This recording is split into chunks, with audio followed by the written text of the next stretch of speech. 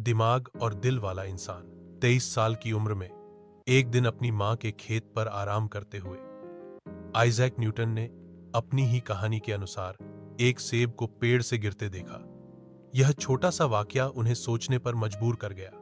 आखिर सेब हमेशा नीचे ही क्यों गिरते हैं? क्यों नहीं वह ऊपर चला जाता?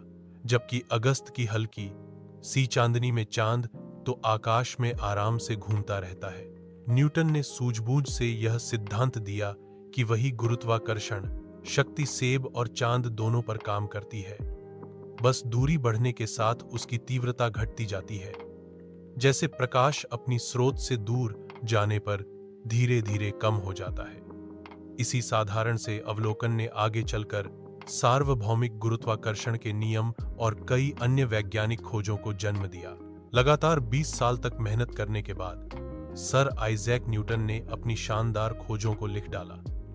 एक दिन वह टहलने बाहर गए और पांडुलिपि मैन्युस्क्रिप्ट मेज पर छोड़ दी। उनका पालतू कुत्ता डायमंड कमरे में ही था।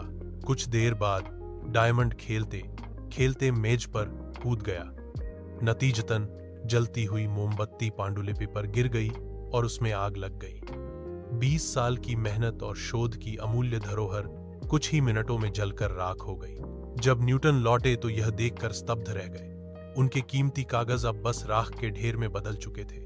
कोई और होता तो कुत्ते को मार डालता, लेकिन न्यूटन ने कुत्ते को प्यार से सहलाया और मुस्कुराकर कहा, डायमंड, तुम्हें पता है ना तुमने क्या कर दिया है?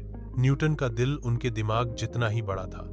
उन्होंने फिर से लिखना शुरू किया और कार्य पूरा करने में उन्हें कई साल लग गए।